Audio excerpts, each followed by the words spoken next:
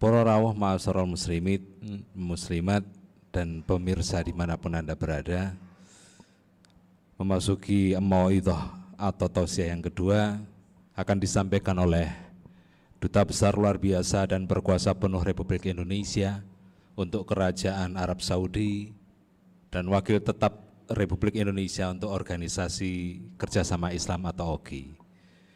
Kepada Yang Mulia Bapak Agus Maftuh Ebi Gebril kami haturkan.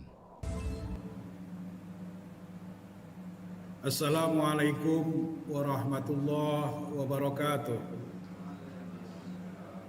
Bismillahirrahmanirrahim. Alhamdulillahilladzi 'allamana bi'ulubil ulama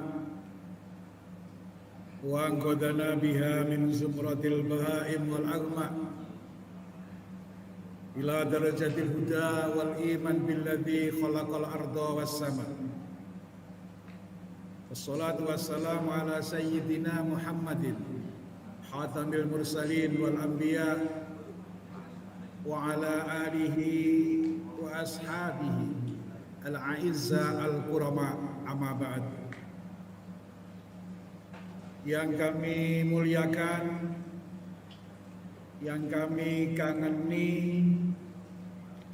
orang tua kami, guru kami, Romo Kiai Haji Atabik Ali Maksum.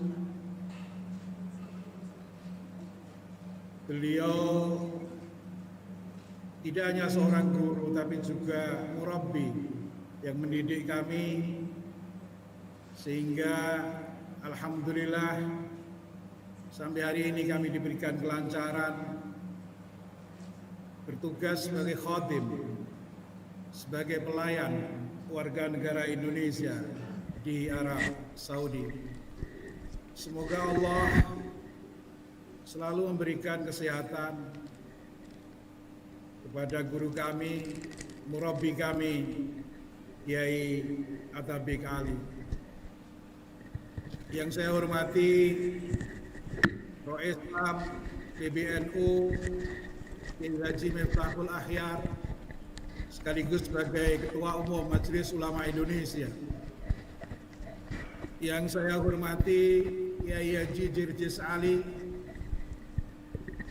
Nyai Nafisah Ali, Nyai Rufaidah Ali dan juga Kiai Hamam, Ibu Nyai Zainab, Ibu Nyai Warsun, semua dzurriyyah Mbah Ali Maksum, mulai Neng Dina, Neng Tia, Gus Anas, Gus Hilmi, Gus Afif, Gus Zaki, Neng Maya, Neng Hindun, Neng Diana.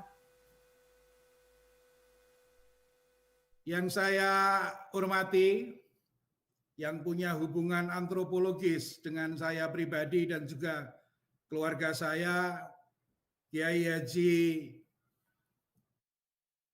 Ad-Doktor Al-Mutsaqqaf Abdul Ghafur Maimun Zubair Dahlan. Tadi disampaikan bahwa ibu beliau pernah di Lasem, dan kebetulan emak saya ketika itu juga satu angkatan dengan ibu beliau, umi beliau, Ibu Nyai Hajah Mastiah Maimun Zubair, dan juga satu angkatan dengan uminya Kiai Haji Bahauddin Nur Salim. Jadi pertemuan malam ini adalah pertemuan generasi kedua dari doa-doa orang tua kita, orang tua kami, orang tua Gus Baha, orang tua Kiai Ghafur Maimun. Yang saya hormati Kiai Haji Bahauddin Nur Salim. Ini urut-urutannya sama dengan tahun kemarin. Jadi pertama tausiah diberikan oleh Kiai Ghafur, kemudian yang kedua oleh Al-Mudabbis, kata beliau, pendobos, Dabbasa Yuda Bibu Tasbis. Yang ketiga baru Kiai Bahauddin Nur Salim. Jadi saya posisi di tengah. kalau nanti Gus Bah gasak saya lagi, saya bisa kalah karena saya sudah nggak pegang mic. Sehingga ketimbang digasak, saya harus gasak duluan. Karena apa? Kami boleh gasak-gasakan karena kami bertiga, Kiai Ghafur, Gus Bah, dan saya sudah mendapatkan ijazah dari Mbah Maimun Zubair. Ijazahnya pada tahun berapa saya agak lupa, saya sowan beliau dan diberikan sebuah kitab. Saksinya adalah Gus almarhum, almaghfurlah, Gus Kamil. Ketika itu Mbah Mun memberikan satu kitab kepada saya, yaitu kitab Bughyatul Adqiya fil Bahfi an Karamatil Aulia.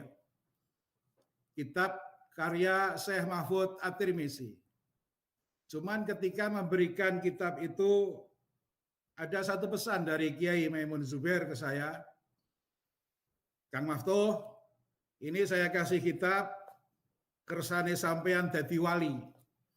Saya nggak tahu apakah ini doa atau mungkin sebuah ijazah khusus, atau sebuah nasihat biar saya tidak boleh jauh-jauh dari wali. Makanya pertemuan hari ini saya ketemu Wali Abdul Ghafur Maimun dan juga Wali Gus Bah. Jadi kalau gasak-gasaan nggak apa-apa karena sesama wali. Hadirin hadirat,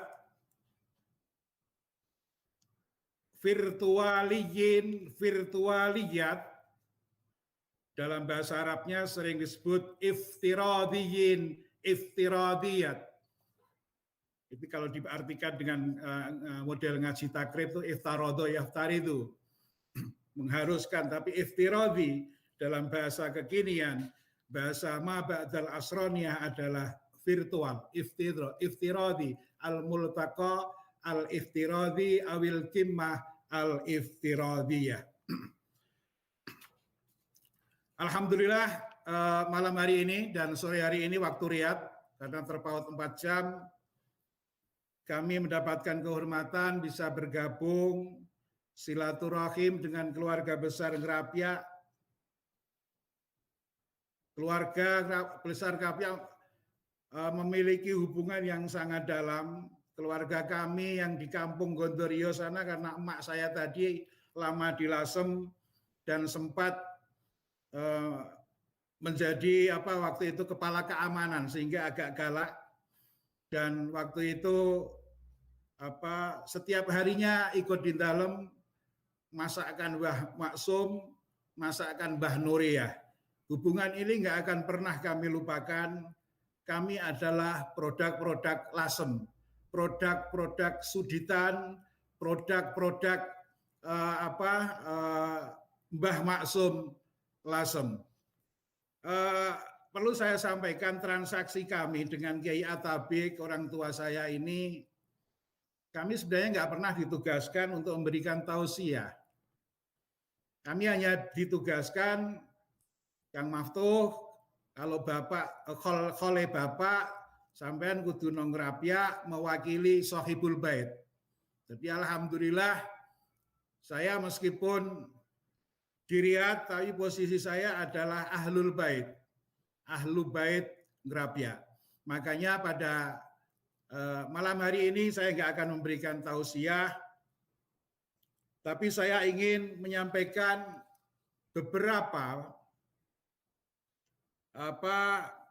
pembacaan saya untuk guru saya Kiai Haji Ali Maksum. Saya akan memberikan judul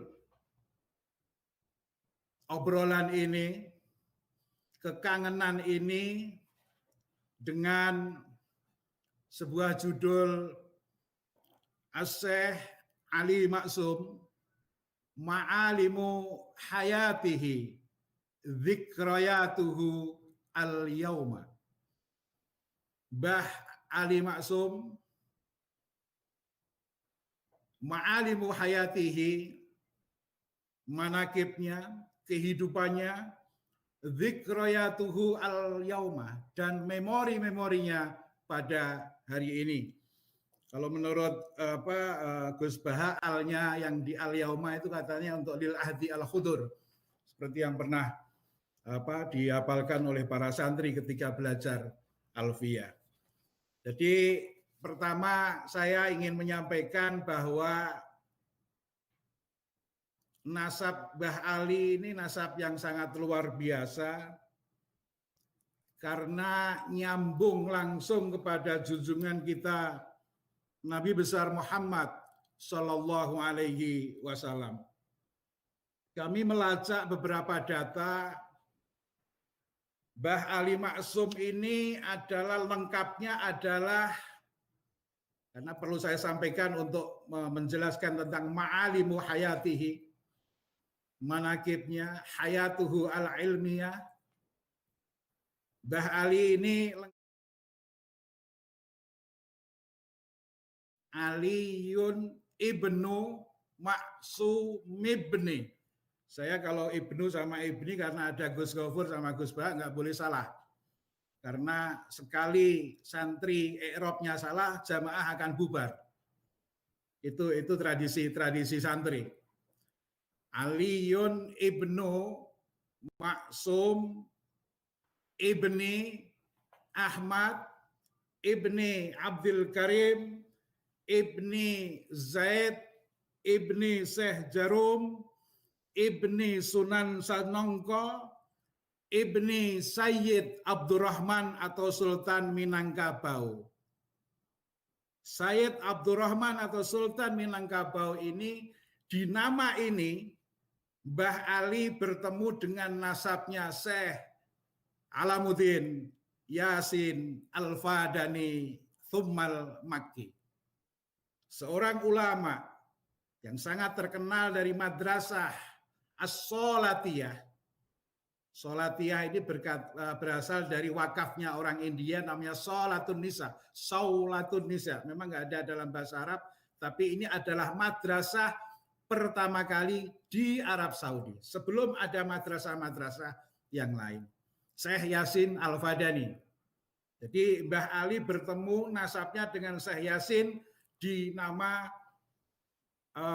Sayyid Abdurrahman atau Sultan Minangkabau. Kalau tadi Gus Gofur cerita tentang istilahnya Al-Kharitah Al-Kubra, peta besar Kiai-Kiai Nusantara, maka saya akan mencoba melihat keterkaitan nasabnya Mbah Ali dengan kaitannya ulama-ulama besar dunia.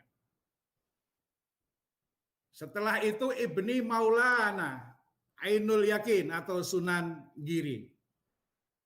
Di nama ini Mbah Ali bertemu nasabnya dengan Kiai Haji Ahmad Dahlan, pendiri Persyarikatan Muhammadiyah. Makanya saya yakin pada waktu itu Kiai yang paling moderat dan bisa al-khiwar, dialog dengan Muhammadiyah adalah Mbah Ali Maksum. Mbah Ali pernah pesan sama orang tua saya, Kiai Atabik Ali, guru saya, ini redaksi aslinya. Nak cara aku kok Muhammadiyah itu ya ahlus sunnah. Itu yang sempat riwayatnya ini mutasil, saya dengar dari Kiai Atabik. Kiai Atabik mendapatkan nasihat itu dari Kiai Ali Maksum. Ternyata ada hubungan darah, ada nasab yang bertemu di Sunan Giri. Dari Sunan Giri Ibni Maulana Ishaq, kemudian Ibni Maulana Ibrahim Zainuddin Al-Akbar As-Samarqand atau orang menyebutnya Ibrahim Asmorotuban. Di nama ini Mbah Ali bertemu dengan nasabnya Syekhona Khalil Bangkalan dan juga bertemu dengan nasabnya Kiai Haji As'ad Samsul Arifin Asem Bagus Situbondo. Saya mencoba untuk menarik sebuah al-munasabah, keterkaitan antara jejaring para ulama-ulama besar ini. Kemudian Ibni Maulana Husain Jamaluddin atau Syekh Jumatil Kubro Waju. Di nama ini Mbah Ali Maksum bertemu dengan nasabnya Syekh Nawawi Al-Bantani, penulis At-Tafsir Munir, dan juga penulis Nihayatuz Zain ala Syarhi Qurratil Ain. Dari sini kemudian Ibni Sultan Ahmad Shah Jalaluddin, Ibni Al-Amir Abdullah, Ibni Al-Imam Abdul Malik Azmat Khan di Naisarabat, India. Kemudian Ibni Al-Imam Alwi Amil Faqih. Kemudian Ibni Al-Imam Muhammad Sahibul Mirbat. Kemudian Ibni Al-Imam Alil Khali Qasam. Kemudian Ibn Alwi Sahib Baitil Jubair. Imam Muhammad Maula Sauma'ah. Kemudian Ibn Al-Imam Alwi Al-Mubtakir. Kemudian baru Imam Ubaidillah Sahibul Arad. Dari situ naik ke atas, ketemu dengan Al-Imam Ahmad Muhajir, yang semua habaib di Nusantara dan habaib di Asia Tengah, India, melewati jalur ini untuk sampai nasabnya kepada Kanjeng Nabi Muhammad Sallallahu Alaihi Wasallam. Syekh Al-Imam Al-Muhajir ini alhamdulillah di tahun 2011 Desember jam 12 siang lebih 12 menit saya pernah ziarah ke makam beliau. Saya sempat foto makam beliau, ada tulisannya seperti ini. Kemudian ada juga syair 27 bait dari Ahmad Al-Muhajir ini. Saya mengingatkan syair ini adalah sangat disukai oleh Kiai Haji Ali Maksum. Nah, Al-Imam Ahmad Al-Muhajir ini dimakamkan di sebuah kota di Hadramaut, namanya kota Sion. Kalau ditulis dengan bahasa Arab, sin, ya, wawu, nun, Sion, tanpa harokat orang akan membacanya dengan Sewon. Jadi saya yakin Sewon ini sebenarnya Sionnya Indonesia.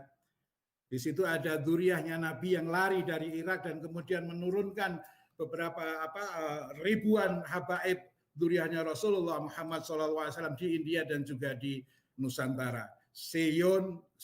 Jadi Ngerapia ini bagian juga dari Sewon. Kebetulan rumah saya juga Sewon. Ini ilmu cocokologi. Dari Ahmad Muhajir kemudian An-Naqib, kemudian Imam Ali Al-Uraidi, kemudian Ja'far Shadiq, kemudian Muhammad Al-Bakir, dan kemudian baru ke Ali Zainal Abidin, naik ke atas ke Sayyidina Husain bin Ali, suaminya Fatimah Az-Zahra binti Rasulullah Shallallahu Alaihi Wasallam. Itu dari aspek nasab. Artinya malam ini kita tabarukan dengan seorang ulama besar. Ulama yang sangat nyegoro ilmunya, yang nasabnya sampai ke dzurriyyahnya Rasulullah. Saya nggak tahu saya ketemu nasabnya di mana, tapi saya yakin nasab saya adalah saya anak dari emak saya yang memasakkan Mbah Maksum, emak saya yang ngaji di Nglasem, kemudian Mbah Maksum naik terus sampai Kanjeng Nabi. Saya hanya mengambil barokah itu. Kemudian perlu saya sampaikan juga, ini waktunya saya hanya dikasih 30 menit, ini sudah 17 menit. Iftiradin wa iftiradiyat, virtualiyat yang saya banggakan. Saya nggak akan meringkas sebuah kesimpulan karena terlalu panjang kalau kami sampaikan, bahwa judul tadi adalah Ali Maksum Ma'alimu Hayatihi Dzikrayatuhu Al-Yauma. Hidupnya, keilmuannya, dan memorinya pada saat ini. Saya mencatat setidaknya ada 4 hal yang sangat menonjol dalam diri Mbah Ali Maksum ini. Salah satunya adalah beliau ini adalah seorang ulama yang al-mausu'iyyu. Ulama yang ensiklopedis, ulama yang komplit, ulama yang nyegoro ilmune. Lawannya dari al-mausu' ini adalah al-mutajazzi. Mutajazi itu orang yang berpikir parsial, fragmentarik, potongan-potongan. Nah, Yai Ali Bah Ali Maksum yang kita khali malam ini adalah seorang ulama yang al-mausu'iyyu. Orang yang berpikirnya sangat ensiklopedis. Mausu'ah. Fihi kullu syai'. Di dalamnya semuanya ada. Mausu'ah. Kalau kita pernah membaca Dairatul Ma'arif al-Islamiyah, itulah bentuk mausu'ah. Atau kita membaca Ensiklopedia of Islam, Ensiklopedia of Britannica, Americana, dan lain sebagainya. Jadi semuanya ada di situ. Dan Mbah Ali ini, kenapa saya sebut mausu'i? Di saat orang lain masih membaca kitab Al-Jalalain, As-Sawi, dan Khasiyatul Jamal, Mbah Ali ini sudah lari cepat. Sudah membaca Al-Jami' li Ahkamil Qur'annya Al-Qurtubi, Ahkamul Qur'annya Al-Harasi, Ahkamul Qur'annya Al-Jassas, Ahkamul Qur'annya Ibnu Arabi, dan lain sebagainya. Mbah Ali juga sudah melaju begitu jauh membaca kitab-kitab yang ketika itu dianggap tidak muktabar. Ketika pesantren masih tidak begitu akrab dengan karya-karya Ibnu Taimiyah, Mbah Ali ini sudah biasa membaca kitab Al-Aqidatul Wasithiyahnya Ibnu Taimiyah, yang di situ ada sebuah statement yang mengatakan wa min i'tiqadi ahli sunnah at-tasdiq bi karamatil auliya. Sebagian i'tiqad ahli sunnah adalah mempercayai keramat para wali. Mbah Ali juga sudah melaju begitu jauh, meninggalkan tradisi ketika itu dengan membaca Minhajus Sunnah An-Nabawiyah fi Naqdi ala Kalami Syiah wal Qadariyahnya Ibnu Taimiyah. Ini Mbah Ali. Saya sebut al-mausu'i karena Mbah Ali ini adalah bacaannya sangat banyak, semua kitab dibaca ala syattal madzhab, madhab apapun. Bahwa di saat orang-orang NU, pesantren dan lain sebagainya sibuk dengan kitab Tafrijul Khatirnya Abdul Qadir Al-Jilani, manaqibnya Syekh Abdul Qadir Al-Jilani, Mbah Ali ini sudah menyelesaikan kitabnya Syekh Abdul Qadir dalam bidang akidah, teologis, dan juga akhlak, yang namanya kitab tersebut adalah Al-Ghunyah li Talibil Haqqi Azza wa Jalla wa Syariah Al-Islamiyah. Kitab ini punya Mbah Ali. Mbah Ali ketika itu sudah merambah jauh ke sebuah kitabnya Syekh Abdul Qadir Al-Jilani yang namanya Diwan Syekh Abdul Qadir Al-Jilani, sebuah kitab tentang syair-syair yang indah itu. Jadi kenapa saya menyebut Mbah Ali ini Al-Munsif? Karena beliau ini orang wise, objektif, tidak kagetan, dan tidak mudah memberikan label kepada madhab-madhab yang lain. Jadi madhab apapun dibaca. Hatta Mbah Ali pada waktu itu mengatakan Muhammadiyah adalah juga ahlu sunnah wal jamaah. Karena apa? Diambil dari karya-karya Ibnu Taimiyah itu.